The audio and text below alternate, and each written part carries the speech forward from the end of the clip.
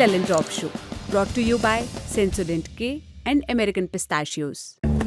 बस बैक नहीं आया। SLS पैराफिन और दूध का करंट भी कौन? तो लाइफ का करंट ऑन? कुछ भी। तो ट्राई करके देख ले। Sensodyne K toothpaste for sensitive teeth. 10 जुलाई को सुर्खी बनी कि नीट यूजी मामले पर भारत सरकार ने सुप्रीम कोर्ट में हलफनामा दिया और दावा किया कि परीक्षा में किसी बड़ी चूक या नकल का कोई सबूत नहीं मिला। लेकिन इसी केंद्र सरकार के तहत आने वाली सीबीआई ने अगले रोज, आज के रोज यानी 11 जुलाई को नीट यूजी मामले में ही पटना से राकेश रंजन को गिरफ्तार किया, जिसे पेपर लीक गिरोह का सरगना बताया जा रहा है। एजेंसी ने अदालत से 10 दिन की कस्टडी हासिल की और ये भी दावा किया कि पटना और कोलकाता में पड़े छापों में इंक्रिमिनेटिंग डॉक्यूमेंट्स बरामद हुए, यानी ऐसे दस्तावेज जिनसे आरोप की पुष्टि होती है। ये बताता है कि भारत में सरकारी नियुक्ति और प्रतियोगी परीक्षाओं का सिस्टम कितना पुख्ता बचा है। नीट छोड़िए, देश की सबसे प्रतिष्ठित परीक्षा को लीजिए, सीएसई यानी सिविल सर्विसेज एग्जामिनेशन, जिसे पास करके आप कलेक्टर बन सकते हैं। 2022 में एक लड़की ने यह परीक्षा पास की, 821वीं रैंक हासिल की। लड़की के पिता स्वयं राजपत्रित अधिकारी रहे थे। सामाजिक कार्यकर्ता कह रहे हैं लड़की 17 करोड़ की संपत्ति की मालकिन है, फिर भी उसने ओबीसी कैटेगरी की रैंक हासिल की, साथ में विकलांगता का सर्टिफिकेट भी लगाया, लेकिन मेडिकल परीक्षण के लिए नहीं पहुंची। उल्टा परीक्षा कराने वाले संघ लोक सेवा आयोग यानी यूपीएससी उससे उलझ गई और मामला पहुंचा सेंट्रल एडमिनिस्ट्रेटिव ट्राइब्यूनल यानी कैट। फरवरी 2023 में कैट ने हुक्म दिया कि एम्स में मेडिकल परीक्षण करवाएं, ताकि साबित हो सके कि विकलांगता का लाभ लिया जा सकता है या नहीं। लाख बुलावे पर नहीं पहुंची और जब पहुंची तो एमआरआई करवाने से इनकार कर दिया। एम्स के ड्यूटी अफसर ने फोन करके थक गए पर कोई जवाब नहीं। फिर लड़की एक निजी क्लिनिक पर जाती है एमआरआई करवाने के लिए और वही करके फिर वो अपना सर्टिफिकेट भेजती है। मजे की बात यह है कि जो यूपीएससी कैट में इन ऑफिसर से जूझ रहा था, उसने रहस्यमयी तरीके से निजी क्लिनिक की इस रिपोर्ट को बाद में स्वीकार कर लिया और वो बन गई ट्रेनी आईएएस, और वो भी अपने होम कार्डर में। और पुणे में उनकी ट्रेनिंग का शुरुआती दौर शुरू होता है पोस्टिंग। ये खेल कभी बाहर ही नहीं आता अगर लड़की के कुछ शौक ना होते। लग्जरी गाड़ी, उस पर नीली बत्ती, चौड़ी नेम प्लेट वाले शौक, आरामदायक ऑफिस जिसमें वॉशरूम अटैच हो, सरकारी घर हो, एक लंबी लिस्ट है। वो भी तब जब एक सरकारी अधिकारी ने आज जाकर शिकायत कर दी। वो भी एक आईएएस अफसर ही हैं जिन्होंने शिकायत की कि मैडम जो अभी ट्रेनिंग पर ही हैं उनकी हनक कुछ ज्यादा ही है। इस हनक का आलम यह है कि बाकी लोगों को भी इस लड़की के पिता भरे दफ्तर में आकर धमकी देते हैं। अब तक आप जान गए होंगे हम किन की बात कर रहे हैं। ट्रेनी आईएएस ऑफिसर जो पिछले 2 दिनों से चर्चा में है, पूजा खेड़कर की बात हो रही है। पर बात सिर्फ पूजा खेड़कर की नहीं है। देश में सबसे बड़ी सरकारी नौकरी यानी आईएएस आईपीएस की नौकरी, सिविल सर्वेंट वाली नौकरी, और उसमें भर्ती करने वाला यूपीएससी, उसकी चयन प्रक्रिया पर भी सवाल उठ रहे हैं। भर्ती नियुक्ति में चल रहे गुड़गोबर का सबसे ताज़ा ये उदाहरण है। फर्क सिर्फ इतना कि इस बार सीधे यूपीएससी पर इल्ज़ाम लगा है। इसलिए दिन की बड़ी खबर में आज हम पूजा प्रकरण की बात करेंगे और उठाएंगे ये सवाल कि क्या इस देश में एक भी परीक्षा ऐसी है जहां पर सब कुछ फुल प्रूफ ढंग से हो रहा हो। नमस्कार, सौरभ द्विवेदी नाम है हमारा और आप देखना शुरू कर चुके हैं लल्लन टॉप शो।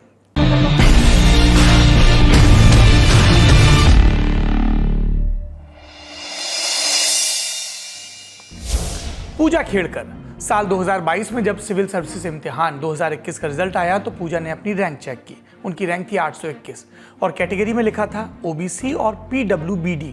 ओबीसी यानी अदर बैकवर्ड क्लासेस और पीडब्ल्यूबीडी यानी पर्सन्स विद बेंचमार्क डिसेबिलिटीज। ये विकलांगों के लिए आधिकारिक तौर पर इस्तेमाल किया जाने वाला शॉर्ट फॉर्म होता है। ये पूजा के लिए खुशी का मौका था। अब वो नौकरशाह बनने वाली थी। अब वो मसूरी के लाल बहादुर शास्त्री राष्ट्रीय प्रशासन अकादमी यानी लबासना में ट्रेनिंग लेकर किसी सरकारी विभाग में सचिव, एसडीएम, डिप्टी कलेक्टर जैसी पोस्ट पर नियुक्ति लेने वाली थी। परीक्षा के नतीजों की खुशी बांटने के बाद पूजा खेड़कर के जीवन में ये सब हुआ और उन्हें पहली नियुक्ति मिली महाराष्ट्र के पुणे में। उन्हें असिस्टेंट कलेक्टर बनाया गया, लेकिन प्रोबेशनरी ऑफिसर की हैसियत से। किसी भी नौकरी में शुरुआती समय प्रोबेशन का होता है। इस समय अधिकारी या कर्मचारी अमूमन काम सीखते हैं। आईएएस अधिकारियों के संदर्भ में बात करें तो वो लबासना में अपने काम की गूढ़ बातें सीखते हैं, लेकिन जब प्रोबेशन में नियुक्ति मिलती है तो वो जिले के प्रशासन को समझते हैं। प्रोबेशन खत्म होने तक अधिकारियों को आईएएस नहीं, ट्रेनी आईएएस कहा जाता है। मतलब पूरा अधिकारी नहीं बने हैं, अधिकारी बनने की प्रक्रिया में है। नियम यह है कि जब प्रोबेशन पूरा हो जाए और स्थायी नियुक्ति मिल जाए तब आईएएस अधिकारी को सीनियरिटी के आधार पर घर नौकर, सरकारी गाड़ियां वगैरह मिले। प्रोबेशन में कुछ सुविधाएं होती हैं लेकिन लाभ लश्कर नहीं होता है। ये पूरी प्रक्रिया हम इसलिए बता रहे हैं क्योंकि आप इसको जानेंगे तभी पूरा मामला समझ सकेंगे। अब पूजा खेड़कर जब प्रोबेशनरी ऑफिसर नियुक्त हुई तो उन्हें कायदे से गाड़ी, घर, स्टाफ नहीं मिलते, लेकिन इल्जाम है कि पूजा ने इन सुविधाओं के लिए पुणे जिला प्रशासन के अधिकारियों पर दबाव बनाया। जी, एक ट्रेनी ने पक्के अधिकारी को धमकाया क्योंकि पूजा के पास बैकअप था अपने पूर्व नौकरशाह और राजनेता पिता का। तो पुणे में अपना चार्ज संभालने के पहले उन्होंने पद से अपने से जूनियर लेकिन स्थायी अधिकारियों को कॉल और मैसेज किए और कहा कि वो उनके पुणे पहुंचने के पहले लाल बत्ती लगी गाड़ी, एक घर और स्टाफ का इंतजाम करें। इस आशय के कुछ चैट्स के स्क्रीनशॉट उस रिपोर्ट में भी लगाए गए हैं। पुणे कलेक्टर सुहास दिवसे ने महाराष्ट्र सरकार में सामान्य प्रशासन विभाग के अपर मुख्य सचिव को जो रिपोर्ट भेजी है उसमें इन चैट्स में क्या है। 23 मई पूजा खेड़कर लिखती हैं, घर, ट्रैवल और ऑफिस के बारे में कोई सूचना। 24 मई को लिखती हैं, कृपया जवाब दें, ये ज़रूरी है। जूनियर अधिकारी कहते हैं, गुड मॉर्निंग, स्वागत है आपका, आपके आने के बाद हम इसे दिखवाते हैं। फिर पूजा लिखती हैं, मेरा सोचना है कि ये मेरे आने के पहले हो जाना चाहिए, ना कि बाद में। मेरे पास बाद के लिए बहुत सारे काम हैं और ये काम मैं बाद के लिए नहीं छोड़ सकती हूँ। 27 मई पूजा खेड़कर लिखती है, मैं 3 जून को ज्वाइन करने वाली हूँ, उसके पहले ऑफिस और गाड़ी का इंतज़ाम कर लें, उसके बाद समय नहीं बचेगा। अगर ये मुमकिन नहीं है तो बता दें, मैं कलेक्टर सर से बात कर लूँगी। अब पूजा खेड़कर ने 3 जून को नियमानुसार अपनी पोस्ट पर पुणे में ज्वाइनिंग की। खबरों के मुताबिक उनकी ये डिमांड तब भी जारी रही और जब डिमांड पूरी नहीं हुई तो हारकर पूजा खेड़कर ने फिर 2 कदम उठाए। पहला, वीआईपी नंबर प्लेट वाली अपनी निजी गाड़ी जो ऑडी जैसी महंगी कंपनी की है उस पर उन्होंने महाराष्ट्र शासन का स्टिकर चिपका दिया। इसके बाद उन्होंने अपनी ही गाड़ी पर लाल बत्ती भी लगा दी। दूसरा कदम उन्होंने क्या उठाया, इल्ज़ाम है कि उन्होंने अपने ही ज़िले के एडिशनल कलेक्टर के चैम्बर पर कब्जा कर लिया। जिस समय एडिशनल कलेक्टर छुट्टी पर गए हुए थे, पूजा ने उनके कैबिन में अपनी नेम प्लेट लगवाई और उनकी हटवा दी और टेबल पर सजा दिया सामान। पूजा खेड़कर की इन सारी डिमांड्स की सूचना पुणे कलेक्टर के पास पहुंची। पुणे कलेक्टर ने सबसे पहले इन डिमांड्स की एक लिस्ट बनाई और उसे राज्य के चीफ सेक्रेटरी के पास भेज दिया। इंडिया टुडे की रिपोर्ट के मुताबिक पुणे कलेक्टर ने अपनी रिपोर्ट में ये बात भी लिखी कि पूजा की ट्रेनिंग पुणे में नहीं करानी चाहिए, ऐसा करने से जिले में प्रशासनिक दिक्कतें सामने आ सकती हैं। इंडिया टुडे की रिपोर्ट में यह भी कहा गया कि पूजा पर कुछ और इल्ज़ाम लगे, जैसे पूजा खेड़कर को एक ऑफिस दिया गया था लेकिन अटैच बाथरूम ना होने की वजह से उन्होंने उस दफ्तर को एक्सेप्ट करने से मना कर दिया। ज्वाइनिंग के पहले उन्होंने अपने पिता और पूर्व प्रशासनिक अधिकारी दिलीप खेड़कर के साथ ऑफिस पहुंची। पूजा और उनके पिता ने मिलकर दफ्तर में खनन विभाग के बगल में मौजूद वीआईपी हॉल को बतौर पूजा के ऑफिस इस्तेमाल करने पर जोर दिया। इस पर उन्हें बताया गया कि ट्रेनिंग के दौरान वो इन सुविधाओं की हकदार नहीं है, उन्हें रहने के लिए जगह उपलब्ध करा दी जाएगी। रिपोर्ट में पीड़ित अधिकारी का बयान भी है। तहसीलदार का कहना है कि सबके सामने पूजा के पिता ने मराठी में कहा, आप अपनी पूरी जिंदगी सर्विस कर लेंगे तब भी अपर कलेक्टर नहीं बनने वाले। पूजा जी के लिए सारी व्यवस्थाएं किए बगैर घर नहीं जाइएगा आज। इस रिपोर्ट में यह भी बताया गया कि 18 से 20 जून 2024 के बीच पूजा खेड़कर ने अपर कलेक्टर की पूर्व सहमति के बिना कुर्सियां, सोफा, टेबल समेत सभी सामान बाहर निकाल दिया। इसके बाद राजस्व सहायक को बुलाकर उनके नाम का letterhead, visiting card, paperweight, राष्ट्रीय ध्वज, नेम प्लेट, शाही मोहर, इंटरकॉम उपलब्ध कराने का निर्देश भी दे दिया। उनके खिलाफ रिपोर्ट गई तो स्क्रूटनी शुरू हुई और पूरे कामधाम को खंगालने की जुगत शुरू हुई और इस जांच में एक बड़ी बात सामने आई। पूजा ने सिविल सेवा का इम्तिहान पास करने के लिए इल्ज़ाम है कि फर्जी प्रमाण पत्रों का इस्तेमाल किया। कौन से प्रमाण पत्र? ओबीसी और पीडब्ल्यूबीडी के प्रमाण पत्र। साफ शब्दों में कहें तो आईएएस बनने के लिए उन्होंने अपनी जाति और अपनी शारीरिक विकलांगता को लेकर झूठ बोला, ऐसे इल्ज़ाम लगे। जब ये जानकारियां बाहर आई तो हल्ला मचा और पूजा खेड़कर की ईमानदारी पर भी सवाल उठने लगे। इन सवालों को एड्रेस करने के लिए हम आगे की कहानी को 2 हिस्सों में तोड़ते हैं। एक हिस्सा जाति को लेकर, दूसरा उनकी शारीरिक विकलांगता को लेकर। पहले जाति पर बात। पूजा ने अपने आईएएस के फॉर्म में ये दावा किया कि वो पिछड़े समुदाय या ओबीसी जाति से आती हैं। इस लाइन में कोई दाग नहीं है कि वो ओबीसी जाति से आती हैं, लेकिन वो ओबीसी के क्रीमी लेयर से आती हैं। क्रीमी लेयर यानी ओबीसी के कोटे में भी वो लोग जिनकी सालाना आय 8 लाख रुपए से ज़्यादा है। ऐसे क्रीमी लेयर से जुड़े लोगों को आरक्षण का लाभ नहीं मिलता है। ऐसा नियम हमारे देश में इसलिए बनाया गया ताकि जो लोग असल में हकदार हैं उन्हें ही आरक्षण का लाभ मिले। जो शिक्षा और संसाधनों के स्तर पर संपन्न हैं उन्हें ये लाभ नहीं मिले, वो जनरल में कम्पीट करें। अब पूजा खेड़कर ने ओबीसी के तहत आईएएस का पर्चा भरा, लेकिन उन्होंने पर्चा भरते हुए यूनियन पब्लिक सर्विस कमीशन यानी यूपीएससी से ये बात छुपाए रखी कि उनकी सालाना आय 8 लाख रुपए से कहीं ज़्यादा है। उनकी से तात्पर्य उनके घर की, उनके परिजनों की। जी, जांच में खुलासा हुआ कि पूजा ओबीसी क्रीमी लेयर में आती हैं और वो आरक्षण का लाभ उठाने के लिए हकदार नहीं है। इंडिया टुडे के ओंकार बागले की रिपोर्ट के मुताबिक जांच में पाया गया कि पूजा के परिवार के पास 110 एकड़ कृषि भूमि, 1.6 लाख वर्ग फीट में बनी 6 दुकानें, 7 फ्लैट, 900 ग्राम सोना, 17 लाख रुपए की सोने की घड़ी, 4 कारें, 2 प्राइवेट लिमिटेड कंपनियां और एक ऑटोमोबाइल फर्म में भागीदारी है।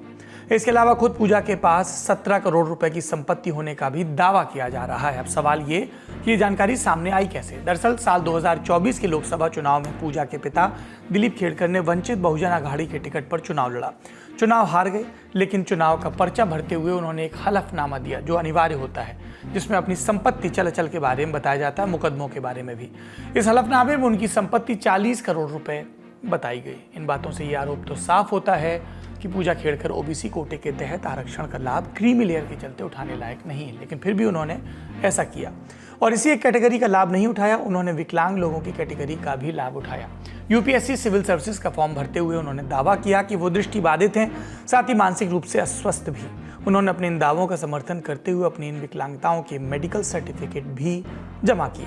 परीक्षा में सफल हो गई तो उनके पास डिसेबिलिटी के दावों की पड़ताल की जानी थी।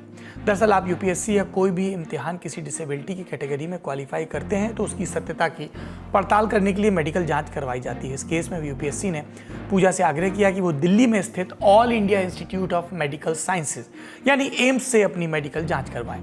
ऐसे में क्या हुआ ये समझिए। 22 अप्रैल 2022 एम्स में जांच की पहली तारीख पूजा ने कहा उन्हें कोरोना हुआ है, वो नहीं आ सकती। 26 मई 2022 एम्स में जांच की दूसरी तारीख पूजा ने इस बार भी आने में असमर्थता दिखाई और अगली तारीख मांगी। 27 मई 2022 दिल्ली के सफदरजंग अस्पताल में भी तारीख, पूजा इस बार भी नहीं आई, अगली डेट मांगी गई। 1 जुलाई 2022 एम्स में जांच की एक और तारीख, पूजा इस बार भी नहीं आई। 26 अगस्त 2022 एम्स में जांच की एक और तारीख, पूजा तैयार हुई, कुछ प्राइमरी जांचें हुई। फिर 2 सितंबर 2022 एम्स में एमआरआई जांच की डेट, इसमें उनके दृष्टिबाधित होने की जांच होनी थी, लेकिन पूजा नहीं आई। ध्यान दें, एमआरआई वो जांच थी जिससे ये साफ हो जाता कि पूजा सच में दृष्टिबाधित हैं या नहीं, और अगर हैं तो आंख में कमजोरी का कारण क्या है। लेकिन एम्स में जांच करवाने के बजाय पूजा ने किसी प्राइवेट क्लिनिक से करवाई एमआरआई की रिपोर्ट यूपीएससी को भेज दी। यूपीएससी ने इसे रिजेक्ट कर दिया और इसके बाद उन्होंने सेंट्रल एडमिनिस्ट्रेटिव ट्राइब्यूनल यानी कैट में मुकदमा दायर किया कि पूजा खेड़कर का आईएएस में चयन खारिज किया जाए। 23 फरवरी 2023 को कैट ने यूपीएससी के पक्ष में फैसला सुनाया और पूजा की नियुक्ति खारिज कर दी गई। अब पूजा आईएएस अफसर नहीं रह जाती, लेकिन अचानक से कुछ ऐसा हुआ जिससे पूरा खेल पलट गया। जो यूपीएससी पूजा की एमआरआई रिपोर्ट को उठाकर रद्दी के टोकरे में डाल चुका था, उसी यूपीएससी ने उस एमआरआई रिपोर्ट को आश्चर्यजनक रूप से स्वीकार कर लिया। ऐसा क्यों हुआ, किसके कहने पर हुआ, अभी तक यूपीएससी ने साफ नहीं किया है, लेकिन इसका जवाब देश को जरूर मिलना चाहिए, क्योंकि सवाल एक पूजा खेड़कर का नहीं है, सवाल देश की सबसे सम्मानित एग्जाम कराने वाली संस्था की क्रेडिबिलिटी का है, देश की सबसे बड़ी सरकारी नौकरी की भर्ती प्रक्रिया का है, सवाल भारत सरकार के इकबाल का है। पूजा खेड़कर पर लग रहे आरोपों पर आरटीआई एक्टिविस्ट विजय कुंभरे ने आज तक से बात की। सुनिए क्या कहा। कैट ने कहा है कि अगर कोई भी कैंडिडेट मेडिकल के एग्जामिनेशन के लिए अपने आप को उपलब्ध नहीं करता तो उसका कैंडिडेचर खत्म हो सकता है। उसके बावजूद इनको आईएएस की अहदा कैसे मिला और वो यहाँ आ गई। आने के बाद भी आमतौर पर जो ऑफिसर होते हैं आईएएस ऑफिसर वगैरह, उनको होम टाउन पेंशन के वक्त मिलता है, आखिरी अपने कार्यकाल के आखिरी में मिलता है, लेकिन इनको प्रोबेशन में ही होम टाउन मिल गया। और उसके बाद आने के बाद उन्होंने जो नाटक शुरू किया, मुझे ये चाहिए, मुझे ऑडी चाहिए, मुझे रेड बीकन चाहिए वगैरह वगैरह, तो इसकी वजह से उनके इस बर्ताव की वजह से ये सब हमारी नज़र गई और ये सारे डॉक्यूमेंट सामने आ गए। अब ये सब बीते एक हफ्ते में सामने आया। अब एक और वीडियो है जो वायरल है। ये वीडियो है पूजा के मॉक इंटरव्यू का। दरअसल कई यूपीएससी के कोचिंग संस्थान सिविल सेवा के इंटरव्यू राउंड के लिए एक प्रैक्टिस इंटरव्यू करवाते हैं, जिससे अभ्यर्थी को अंदाजा रहे कि असली इंटरव्यू का माहौल कैसा होगा। पूजा के मॉक इंटरव्यू के हम अंश आपको वीडियो के कॉपीराइट की वजह से नहीं दिखा सकते, लेकिन ये तो बता ही सकते हैं आपको कि इसमें बात क्या हो रही है। वीडियो में इंटरव्यू लेने वाले पूजा से पूछते हैं कि उन्होंने फॉर्म में अपनी आय शून्य क्यों दिखाई, क्योंकि उनके पापा तो खुद एक रिटायर्ड आईएएस ऑफिसर हैं। इस पर पूजा कहती सुनी जा रही है कि उनके माता पिता सेपरेटेड हैं और वो अपने पिता के साथ नहीं रहती हैं। एक और क्लिप में उनसे उनका काम पूछा जा रहा है तो वो बता रही हैं कि वो डॉक्टर हैं और प्राइवेट क्लिनिक संचालित करती हैं। इन वीडियो को आप देखें तो समझ आता है कि पूजा के क्लेम कुछ अलग हैं और असल में उनकी जो दावे हैं वो कुछ और। इसलिए उन्हें नियुक्ति देने वालों से सबसे अहम सवाल पूछे जाने चाहिए, यूनियन पब्लिक सर्विस कमीशन से सवाल पूछे जाने चाहिए। फिलहाल इतनी खबर उड़ी तो एक्शन लिया गया। क्या एक्शन? उनका वाशिम जिले में बतौर सुपर न्यूमरी असिस्टेंट कलेक्टर की पोस्ट पर ट्रांसफर कर दिया गया। साथ ही जांच शुरू कर दी गई लाल बत्ती और इन सबसे जुड़े प्रावधानों पर। जब पूजा खेड़कर से उनके खिलाफ चल रही चर्चाओं और आरोपों के बारे में पूछा गया तो उन्होंने मीडिया से क्या कहा? मैं वाशिम से जुड़कर खुश हूँ, सरकार ने मुझे कुछ भी कहने की इजाजत नहीं दी है। हमने भी पूजा खेड़कर को कुछ सवाल भेजे ताकि उनका पक्ष सामने आ सके। हमारे सवाल क्या है? क्या आपने अपने जूनियर अधिकारियों पर दबाव बनाया कि आपको प्रोबेशन के समय घर, गाड़ी, ऑफिस और स्टाफ मुहैया कराया जाए? क्या आपने अपनी पर्सनल ऑडी पर लाल नीली बत्ती लगाई? क्या आपने आईएएस में शामिल होने के लिए गलत विकलांगता सर्टिफिकेट का इस्तेमाल किया? अगर नहीं तो क्या आप ये बता सकेंगे कि आपको किस स्तर की विकलांगता है और इसको प्रमाणित किसने किया? आपके पास ऑडी कार है, आप डॉक्टर रही हैं, आपके पिता खुद प्रशासनिक अधिकारी रह चुके हैं। ऐसे में आप पर ओबीसी कोटे में क्रीमी लेयर को छिपाकर गलत लाभ उठाने के आरोप लग रहे हैं। आप इस पर क्या सफाई देना चाहेंगी? इस बुलेटिन के तैयार होने तक हमें उनकी तरफ से जवाब नहीं मिला। यदि कोई जवाब आता है तो हम उनका पक्ष भी आपको जरूर दिखाएंगे। लेकिन इतना बता दें कि प्रधानमंत्री कार्यालय ने पुणे कलेक्टर से इस मामले पर विस्तृत रिपोर्ट मांगी है। इसके अलावा सिविल सर्वेंट्स को ट्रेनिंग देने वाली लबासना ने भी महाराष्ट्र सरकार से पूजा खेड़कर की उन सभी खामियों पर रिपोर्ट मांगी है। खबर है लबासना की फाइनल रिपोर्ट संघ लोक सेवा आयोग यानी यूपीएससी को भेजी जाएगी। लबासना के डिप्टी डायरेक्टर शैलेश नवल ने सामान्य प्रशासन विभाग को कहा है कि मुख्य सचिव सुजाता सोनी के अप्रूवल के बाद ही रिपोर्ट भेजी जाए। सबसे बड़ी बात यह है कि दो अलग अलग चीजें हैं जिनमें जांच होनी अभी बाकी है। एक तो ट्रैफिक पुलिस जो कार पूजा खेड़कर इस्तेमाल कर रही थी उसके रिगार्डिंग जांच कर रही है। दूसरी ओबीसी का जो मामला है नॉन क्रिमिनल का, उसमें जो मसूरी की Lal Bahadur Shastri academy administrative academy है वो इस सब में जांच करेगी। उसने ऑलरेडी डॉक्यूमेंट्स मंगवा लिए हैं पूजा खेड़कर से कि किस तरह से पूजा खेड़कर का इस पूरे मामले में कहना क्या है। और तीसरी आखिरी लेकिन सबसे अहम बात, क्योंकि ओबीसी का कोटा 2022 का था, उसमें 554 नंबर का जो आखिरी कैंडिडेट है जिसे आईएएस मिला था, लेकिन पूजा खेड़कर को 821 रैंक था। फिर भी जो हम कहेंगे कि स्पेशली बेंचमार्क रहता है जिसे पीडब्ल्यूबीडी ऐसा कहा जाता है, जो मल्टीपल डिसेबिलिटीज का जो कोटा रिजर्व रहता है, उसमें से पूजा खुद आईएएस बनी थी। 821 रैंक होते हुए भी उसे आईएएस कैडर मिला था। उसके रिगार्डिंग जो कुछ भी मल्टीपल डिसेबिलिटीज के सर्टिफिकेट्स उसे देने थे वो सर्टिफिकेट उसने सबमिट नहीं किए थे। एक प्राइवेट डॉक्टर से जाके एमआरआई कॉपी उसने सबमिट कर दी। यूपीएससी ने किस बेसिस पे, किस हालात में ये कॉपी को कंसीडर किया, इसका सवाल ना ही अभी यूपीएससी दे रही है, ना ही पूजा खेड़कर के बारे में इस पे कोई बात करना चाह रहा है। अब कुछ सवाल हमारे एक्सपर्ट से। हमारे आज के एक्सपर्ट ने नौकरशाही को करीब से देखा है, कुछ पूर्व नौकरशाह दे रहे हैं इन सवालों के जवाब, ऐसे भी जिन्होंने नए नौकरशाहों को ट्रेनिंग दी है और मॉक इंटरव्यूज भी लिए हैं। पहला सवाल, पूजा खेड़कर के ओबीसी नॉन क्रीमी लेयर के दावों में विसंगतियां पाई गई। यही नहीं, उनके पिता की चुनावी हलफनामे में उनकी संपत्ति 40 करोड़ बताएगी। सवाल उठ रहे हैं कि ऐसी आय नॉन क्रीमी लेयर में कैसे आ गई और कहाँ चूक हुई। देखिए, बड़ी सीधी सी बात है, जो मुझे समाचार पत्रों में जो सूचना छपी है और जो रिपोर्टिंग हुई है उसके अनुसार ये एकदम धोखाधड़ी का मामला है। ये इन्होंने झूठ बोला है। इन्होंने अपना क्रीमी लेयर को अवॉइड करने के लिए गलत सूचना अपने फॉर्म में भरी और अपने को क्रीमी लेयर में लेकर आई, और इसलिए जो एफिडेविट फादर ने दिया है उसके अनुसार स्पष्ट रूप से ये क्रीमी लेयर की परिभाषा में नहीं आती, इसलिए इनका ये सर्टिफिकेट बिल्कुल गलत है। दूसरा, आपने नोटिस किया होगा कि ये डिसेबिलिटी सर्टिफिकेट भी लेके बैठी हुई है और 5 बार इनको, जैसा समाचार पत्रों में रिपोर्टेड है, 5 बार इनको मेडिकल बोर्ड के सामने आने को कहा गया और ये नहीं आई। मुझे अच्छी तरह याद है, मैंने बहुत केसेस सुने, अगर आप एक बार भी डिसअपियर नहीं आते तो एक बार और नोटिस आती है, फिर आपका वो जो कैंडिडेट कैंसिल हो जाता है। ये बहुत सोचने की बात है कि आखिर ये कौन सी परिस्थितियां थी कि इनके साथ इतनी छूट दी जा रही थी। आपका सर्टिफिकेट की ये हालत, आपका डिसेबिलिटी का आपका सर्टिफिकेट आप दे नहीं, मेडिकल बोर्ड के सामने अपीयर नहीं हो रही है, और उसके बाद कोई एक केस लेकर आप जो है आईएएस बन गए। ये बहुत ही सोचनीय स्थिति थी कि मैं आपसे ये कहना चाहूंगा कि पहला मामला नहीं है जब डिसेबिलिटी के मामले का दुरुपयोग किया गया है। ये मैं एक मामले को अच्छी तरह जानता हूं जो अभी हाल में मैं नाम लेने से फायदा नहीं, क्योंकि किसी को बदनाम करना मेरा उद्देश्य नहीं है। हाल ही में वो उनको सेवा से बाहर किए गए, अभी रिजाइन किया उन्होंने। वो आपने सुना होगा, एक आईएएस अफसर यूपी कैडर की हैं थे, जो डांस किया करते थे और वीडियो बनाया करते थे और बड़े बड़े हीरो हीरोइन के साथ अपने वो जो है वो निकाला करते थे, सॉन्ग निकाला करते थे। वो भी डिसेबिलिटी में सेलेक्ट हुए थे। मुझे समझ में नहीं आता ये आखिर अफसर लोग ये देखते क्यों नहीं है कि आप डिसेबिलिटी सर्टिफिकेट लेकर आ पा रहे हैं, आप डिसेबिलिटी प्रेजेंट तो कर ही नहीं रहे हैं, बिल्कुल दिख तो रहा ही नहीं है। और ऐसी डिसेबिलिटी जो बिल्कुल ही आपको सामान्य की तरह दिखाए, उसके आधार पर कोई भी अगर ये सर्टिफिकेट लगा के ले आता है, फायदा उठा रहा, ये बहुत दुर्भाग्यपूर्ण है। और ये सारे प्राविधानों का समझ लीजिए वायलेशन है। और इसमें उन लोगों ने जिन्होंने इस चीज को इग्नोर किया, वो भी दंडित किए जाने काबिल है और इनकी सेवा तो समाप्त होनी ही चाहिए। नहीं, ये तो एक इसी अगर ये तथ्य सही है जो इंक्वायरी के बाद ही पता लग सकता है, बिकॉज न्यूज़पेपर रिपोर्ट्स पे तो कुछ कमेंट करना मुश्किल होगा। लेकिन अगर ये सत्य है तो then obviously shall be, I mean law will take its own course.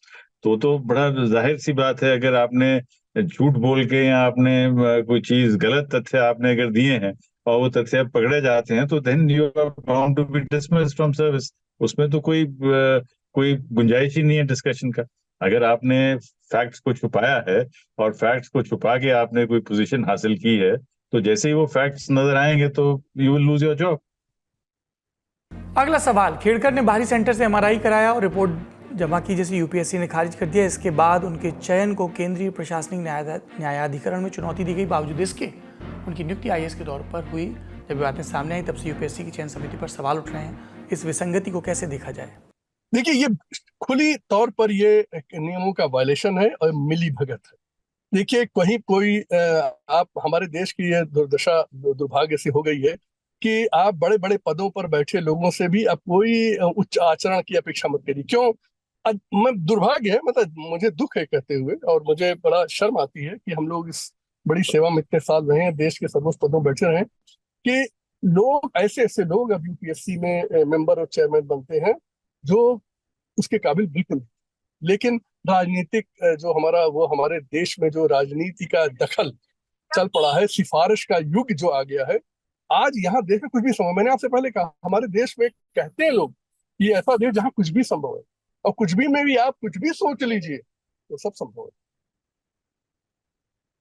See, I will not comment on this because मेरे पास न्यूज़पेपर रिपोर्ट्स के अलावा कोई और ऐसा तथ्य मेरे सामने नहीं है कि मैं इस पे कमेंट कर सकूं।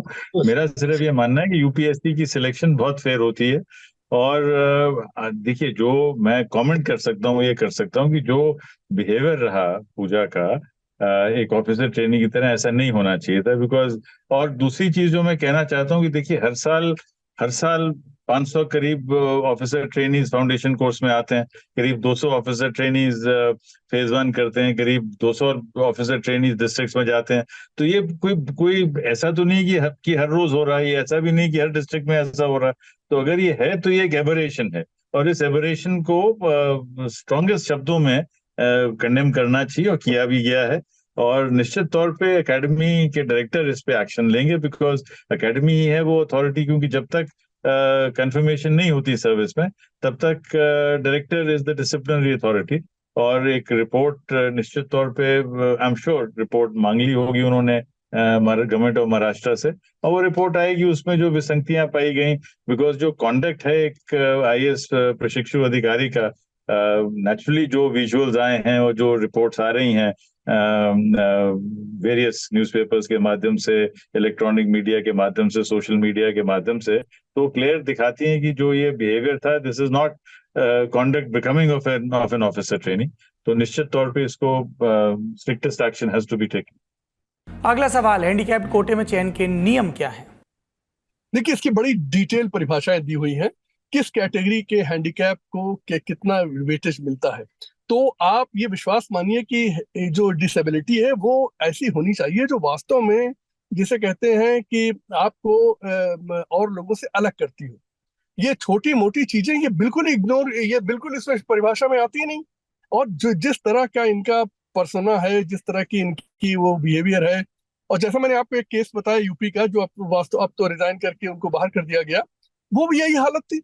आप डांस फ्लोर पे डांस कर रहे हैं और आप फिजिकल डिसेबिलिटी दिखा रहे हैं अपनी। किसी को दिखता ही नहीं है हमारे देश में। हमारे देश में पता नहीं क्या हो गया कि ये सीधी सीधी चीजें। एकेडमी में जब गए थे ये, तो एकेडमी में डायरेक्टर को, बाकी लोगों को देखना चाहिए ना कि आप किस डिसेबिलिटी लेकर आ रहे हैं। मेडिकल बोर्ड के सामने जब ये गए तो उसमें देखना चाहिए था किसी को, भाई किस तरह से आप डिसेबल है। ये लगता है कि हमारे सिस्टम में सब कुछ चलता है। पूजा खेड़कर पर बस ये आरोप नहीं लग रहा है कि उन्होंने भ्रष्टाचार या कदाचार किया। हमने ये भी बताया कि बतौर नौकरशाह उन्होंने किस किस्म की डिमांड अपने कनिष्ठों के सामने रखी। इसके पहले भी आपने देखा कि दिल्ली के एक IAS अधिकारी रिंकू दुग्गा ने सिर्फ अपने कुत्ते को टहलाने के लिए दिल्ली के त्यागराज स्टेडियम को एक नियत समय के लिए खाली करवा लिया था। पूर्व IAS और फिल्म एक्टर अभिषेक सिंह ने भी IAS रहते हुए अपनी सरकारी गाड़ी पर गुजरात चुनाव के समय ऑब्जर्वर लिखवाया, सोशल मीडिया पर एक्टिव रहे। उनको लेकर भी कई इस तरह के इल्ज़ाम लगते हैं इन अधिकारियों पर कि वो अपनी प्रचार प्रक्रिया में ज़्यादा मुब्तला रहते हैं। पद के दुरुपयोग के इस तरह के इल्ज़ाम चंद उदाहरण हैं, और भी कई अधिकारियों पर आरोप लगे। और इसकी वजह से होता क्या है कि वो सारे सिविल सर्वेंट्स जो रात दिन मेहनत से काम कर रहे हैं, देश की नीतियों को लागू करने की कोशिश कर रहे हैं, जिस कुर्सी पर बैठे हैं वहाँ बैठकर न्याय दे रहे हैं समाज के सभी वर्गों को, और समाज के सभी वर्गों से आने वाले ये IAS अधिकारी, उनको भी लोग इस नज़र से देखते हैं, जबकि ये दो बिल्कुल अलग अलग मामले हैं। ऐसी एक IAS अधिकारी हैं जो विकलांगता को चुनौती देकर IAS बनी और टॉप किया था। आप उनकी बात सुनिए तो समझ में आएगा कि क्या फ़र्क है इन IAS ऑफिसर्स में और उन IAS ऑफिसर्स में। मेरे हिसाब से शब्द से ज़्यादा उसके पीछे आपकी जो भावना है उसका फ़र्क पड़ता है। तो एक्ट्स पर एक्ट अभी भी डिसेबल्ड ही बोला जाता है, तो उसमें क्या दिक्कत है? देखिए, हमें ये समझना ज़रूरी है कि एक जगह आप डिसेबल्ड हो, बट उसका मतलब ये नहीं कि आप कम्प्लीटली डिसेबल्ड हो दुनिया में पार्टिसिपेट करने के लिए। तो मेरा ये मानना है शब्द से ज़्यादा उसके पीछे जो इंटेंट है वो मैटर करती है। इंटरनेशनल उसमें अभी भी डिफरेंटली एबल्ड या डिसेबल्ड ही बोला जाता है। कन्वेंशंस जो हैं पर्सन्स विद डिसेबिलिटी की ही है।